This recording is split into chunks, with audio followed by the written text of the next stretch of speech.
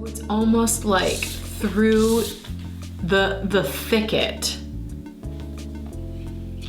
thinking of the snowstorm in your last reading, through the thicket, which is actually sharp and dense, you found a softening that cracked you open. And it's that kind of softness and vulnerability that you need to find buoyancy, which would then create these like bubbles, which I'm seeing as bubble wrap, interesting, to levitate you or carry you, float you back up to the surface where you can breathe the air again and actually, breath of fresh air and the resources and ability, momentum, motivation, etc., the clearance essentially to begin creation. Yeah, Taurus, check it out. This reading is lights out. This reading is lights out. Take space and be in your experience. It says dark night of the soul, and like maybe you are experiencing that. Maybe you are like down in that emotional cave network, just like, I need to be buried for a little while. And that's okay. Because magic is not always immediate. Like think about the mycelium and think about mushrooms. There are periods of like dormancy where they can't be seen when they go underground. Like that's where all of their magic happens, and it takes time for that to root and develop and cultivate. You definitely need to go into the underground network here in this reading and just like let this be slow magic. Like some of the experiences that you've been having lately, or the experiences that are happening globally, collectively, may have you staring reality, mortality in the face in a very real way. But I think this reading is saying, don't hang there too long, you know? That doesn't look super sustainable to like hold that position so those bats, that energy can just like hang off of you.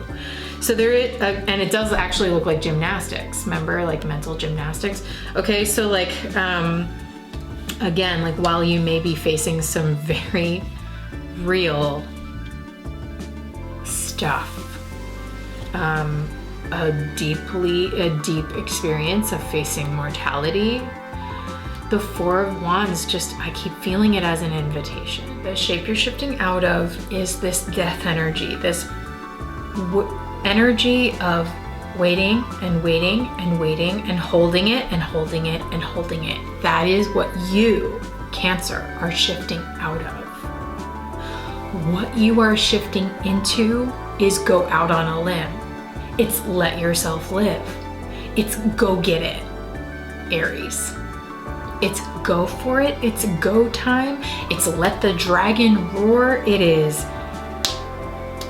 bloom and live and let's go. Like Leo, you have been living in reverse time.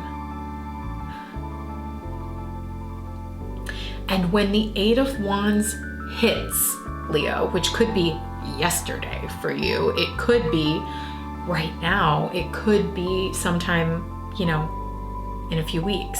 But I think that for me, the Eight of Wands is a visceral sensation. It's an energetic sensation. It's something where suddenly my life force wakes up. And I'm like, oh shit, I'm ready to go.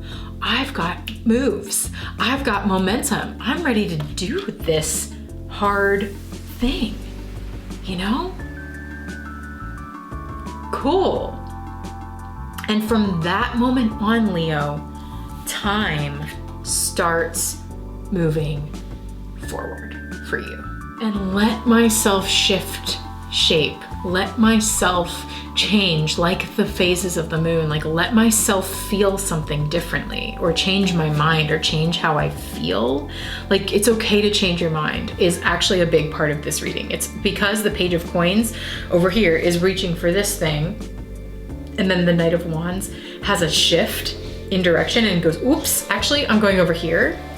I think Shapeshifter is reminding you that it's okay to shift and change your mind and change your shape and change your form, change your direction, whatever that is, change your commitments. Like, I don't know. And then you get a reset. Maybe you think it's not that deep. Libra, I assure you,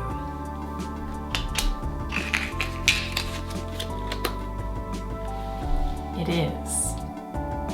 You open that door and it leads to doors and doors and doors and doors and doors and doors that open into infinity. Like, it is deeper than you could possibly imagine. The pearl inside the shell, and there's a shell inside the pearl, and there's a pearl inside that shell, and another shell inside that pearl. You get my drift? It is that deep. Vesta here says it is that deep. You are that deep. And whatever this is, your essence, it goes all the way back, and it is that. Hold the center, Scorpio. Clear the mind, Scorpio, so that you can stay tuned in to timing, Scorpio, and open up, let it burst. Pull the sword from the stone when the time is right. When it's go time, you don't want to be in Five of Swords, you know? You want to be in that air card, that balance between earth and air. Ready to open up. I was going to say as soon as you get the word, you know? I think there's something really important here that Saturn is also wanting you. You know, Saturn as a parent type energy is wanting you to acknowledge that, like, hey, you're a kid again. You know, like, you're a teenager now. You have to understand that you don't know about this and you don't know about you.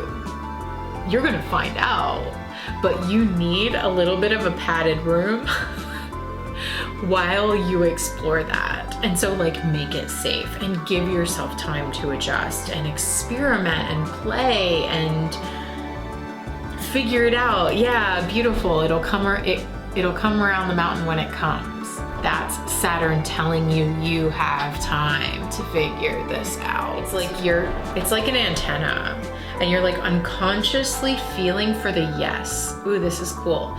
Unconsciously feeling for the yes, and it's like when you feel it, it's like bing, there it is, you know, like your antenna, your radar, your satellite is like, oh, I linked up. Okay, I felt, it's like, and it's something that you're feeling with the fish. It's not like conscious, you're like feeling it here and here in your unconscious space, and you're going like, you don't know why necessarily, but you go, this is a yes. You know, you go, oh, hold on, I just found something. You know? I'm loving this, like, your body is a radar, because you're like, it's something you have to sense and feel. It's not something you can necessarily think. It's just like it happens and you feel it and you go, oh my God, that's it. Turn here. Shift your focus away from the whip. You know, the getting whipped up about the disastrous energies that are happening and continuing to come your way, or whatever that might be, and into right where you are. You know, like, get into your roots, get into your people. Where's your family? Where's your home? What makes you feel grounded, loved, cared for, nurtured, and present? You know, like, Pandora's box is opened and then, like, stitched back up. You know, you wake up on the other side and you're still in, like, this anesthesia state almost. And again, this could be literal or metaphorical. Please take it how it resonates. But it's like, you wake up on the other side and you're in this, like, ooh, twilight space. Like, what's happening? What's going on? I have no idea, blah, blah, blah. And then finally, when you wake up, it's like, oh my gosh, everything's different. And maybe, like, super inflamed. Like, oh my gosh, I'm so swollen. Everything's, you know, and then we need the healing balm and anti-inflammatory, like, okay, let's calm this down so that it can start to mend and heal, and the sutures can heal and all of that. The seams can get knit back together again so that you can get back on your feet and as, like, a new being and start, like, a new chapter.